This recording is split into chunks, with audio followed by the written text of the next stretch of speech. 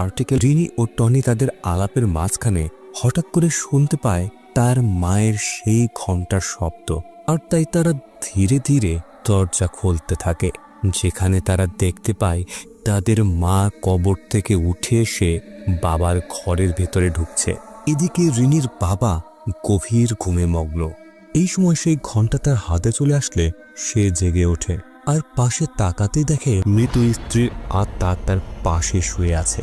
সে প্রচন্ড ভয়ে ছুটে যায় রিনিদের ঘরে। এদিকে বন্দির ঘুম ভেঙে গেলে সে লক্ষ্য করে ইয়ান অদ্ভুতভাবে জানালার কাছে দাঁড়িয়ে কোন এক অজানা ভাষায় কি যেন অনবরত বলে যাচ্ছে।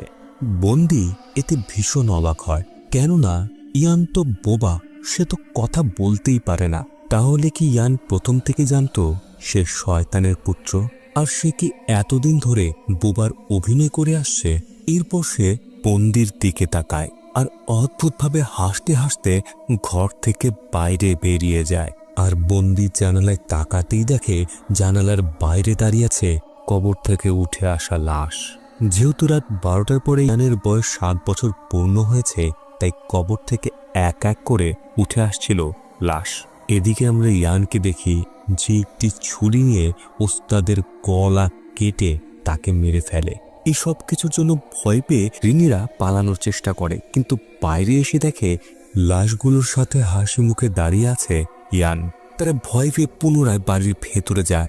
ইতিমধ্যে সেই লাশগুলো তাদেরকে চতুর্দিক থেকে ঘিরে ধরতে শুরু করে। এ সময় আমরা দাদির আত্মাকেও দেখি যে সেই লাশগুলোকে থামানোর চেষ্টা করছিল। ঠিক এই সময় তাদেরকে বাঁচানোর জন্য সেখানে হাজির হয় বদিনা। তার গাড়িতে করে সবাইকে কোনো মতে সেখান থেকে বাঁচিয়ে নিয়ে যাওয়া হয়। এখন প্রায় 1 বছর কেটে গেছে। ইয়ান ছাড়া বাকি সবাই একটি ফ্ল্যাটে একসাথে আছে। এ সময় একজন প্রতিবেশী মহিলা তাদেরকে খাবার দিতে আসে। এরপরে সেই মহিলা নিজের ফ্ল্যাটে ফিরে আসলে তার স্বামী বলে এবার আর তাদেরকে কিছুতেই পালাতে দেয়া যাবে না। এই সময় দেয়ালে আমরা একটি মানচিত্র দেখতে পাই, যেখানে অনেকগুলো পয়েন্ট মার্ক করা ছিল, আর তার নিচে একটি কাচের জারে সেই শয়তানের বীজগুলোকে দেখতে পাই। তাহলে এই দম্পতিও কি সেই কাল্টের সদস্য?